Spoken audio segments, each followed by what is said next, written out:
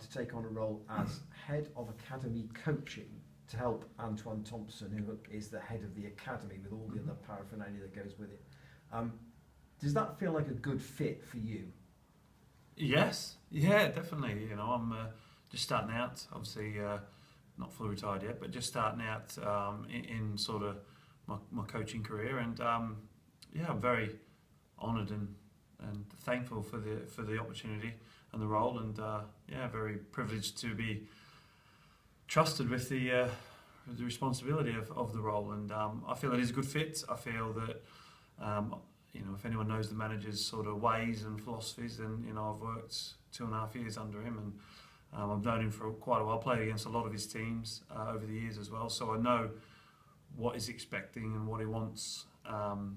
So yeah, I think it is a good fit for me to be able to then relay that information further down. In terms of badges, which ones do you have and which ones do you need? Well, you need them all really if you want to be the best. But I've got my B. I'm currently halfway through doing my A licence. And the B1 is satisfactory for you to take on this job with the A licence as an ad? Yes, yeah. It's, you know, it's ideally they want an A licensed coach in the role, but as I'm you know, progressing to attain that A licence, which will take me probably another 6 months, and I'll have that, then yeah, we feel it's a good role for me to start now, with the view to seeing how it goes and looking towards next season. So as a liaison between the first team and the academy, how far down in the academy age groups will you go? All the way through to the nines. My role's not so much coaching the children, it's more relaying the information from the manager to every coach throughout the whole academy. So everyone can start imprinting on the children the philosophies of the manager and the club, and we can, so as they progress up through the age groups, ultimately into the, you know, ideally into the academy, the 18s, and then ideally into the first team. The ways that we work in the first team is not a massive shock to them, and the most important thing is having every coach on the same wavelength. So as they do progress, it's a smooth transition for them, and it makes it easier for the children to work their way up. You know, they're not getting mixed information every age group they progress by different coaches. I'm not here to tell the coaches how to coach. Every coach is individual and they have their own ways, and I respect that, and I encourage that. You know, I think that children should learn different ways, but it's the information that they're giving that I can relay to the coaches to be starting to infiltrate into the children and to the players. So yeah, so that transition is quite smooth moving up through the ages. And how much time do you think you'll still have to develop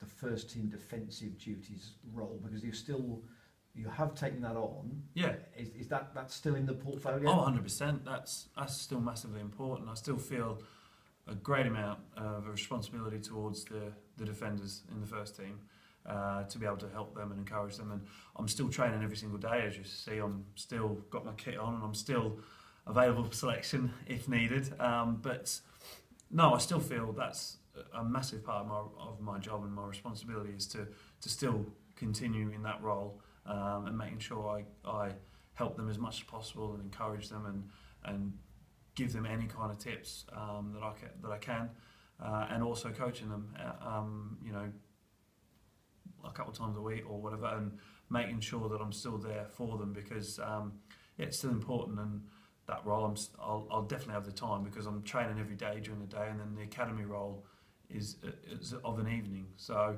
and then afternoon it's all paperwork. So yeah, quite busy, but you know, very very much looking forward to it, and you know, definitely got enough time to fulfil all them roles.